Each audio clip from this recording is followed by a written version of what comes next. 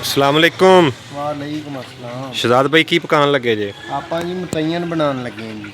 अच्छा जी। ਹਾਂਜੀ। ਤੇ ਪਹਿਲੇ ਵਾਲੀ ਵੀਡੀਓ ਤਾਂ ਤੁਹਾਡੀ ਕਾਫੀ ਲੋਕਾਂ ਨੇ ਵੇਖੀ ਹੈ ਤੇ ਨੰਬਰ ਬੋਲ ਦਿਓ ਆਪਣਾ। ਆਪਣਾ ਨੰਬਰ ਹੈ ਜੀ 0311 607 9413।